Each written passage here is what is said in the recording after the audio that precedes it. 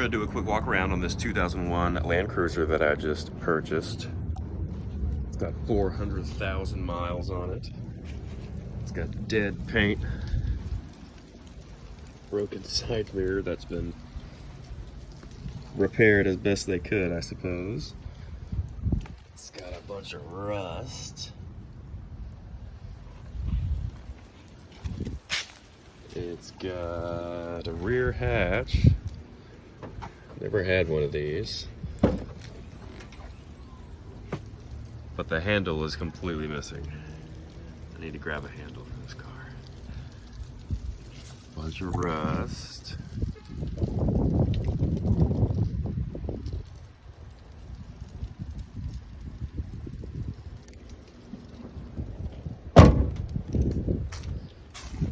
Absolutely zero brakes, front and rear. They're just bad. I don't think there's any pad left either.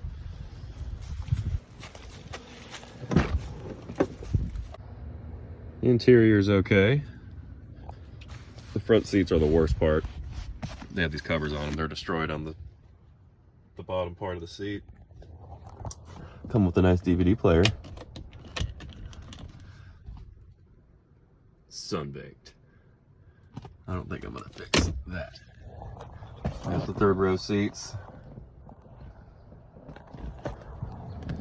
There's some questionable stains.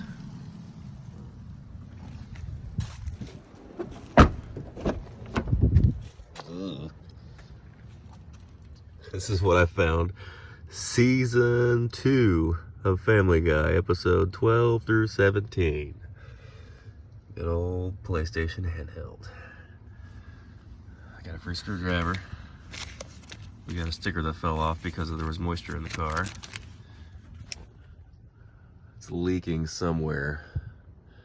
Sunroof drains, or there's big rust spots right here. There's a big hole. Big hole. So it's supposed to rain here in a few days. I don't know if I'm gonna be able to find it or if I can fix it before then, but we'll see. Front radio is already out. I'll show you that in a second. The shifter is destroyed. It's just delaminating old leather. They're not terrible, but they're not great. These front seats. The driver's seat's destroyed. Moisture makes mold with heat.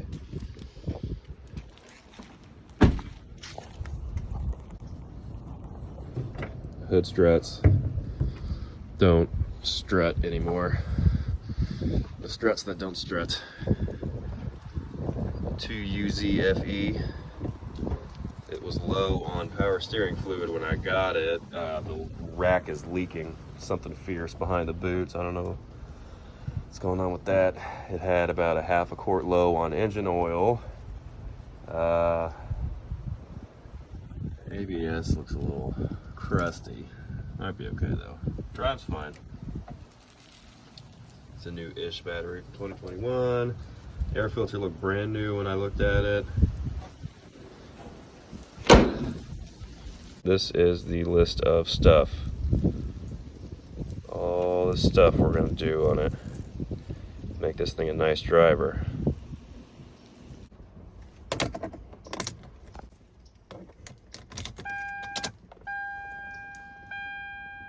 Look at that mileage. 414,000 miles.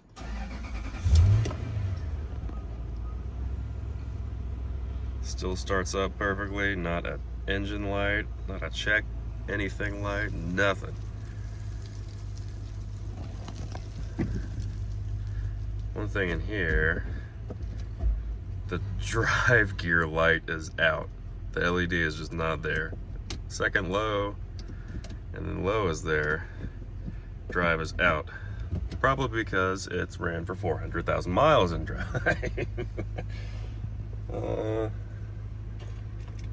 Had the timing belt done 2017, it says, at like 399,000 miles. It's just moldy. It's just moldy. Needs a little bit of love up top. I have ducting tape up there so it won't leak. The glass is absolutely disgusting. I drove it the other night last night and it was horrible. Absolutely awful. And this is the radio unit. If you get a little trouble with your unit, your screen may look like this after a little moisture and heat gets into it, and it makes all of this area black. All of that turns black. On the rims, on the edges, you can see the software trying to do its thing on the screen, and everything is accessible. If you know where everything is, you can temperature up, down, or change channel or whatever. I don't know what it looks like. I've never seen it yet. So I have ordered this unit from Toshiba, and to get it out was quite intuitive. To get it out was quite hard. So it lays in this housing with the touchscreen part, which if you want it to look good, you need to polish it. And you really need to get new glue to put the clear protector on your touchscreen bit. And that goes on like that, attaches to the back of that, goes into this box here, and then this goes back onto everything, and it gets put back on the bracket right here, and in this box as well. So all that is in your radio, and you can't really change this unit because you'll lose your air conditioning, and it might do some crazy things with the computer or the car. So I just opted to buy this screen itself for 250 bucks. I think it was a little more with tax and shipping. There are ones online that are used and they look cloudy and gross, and you never know when that's going to happen again. So after I took it apart and figured that you could just buy the screen, and I polished up this one and made it really nice and clear, it's not cloudy anymore, decided to go this route, and it'll be here in a few days.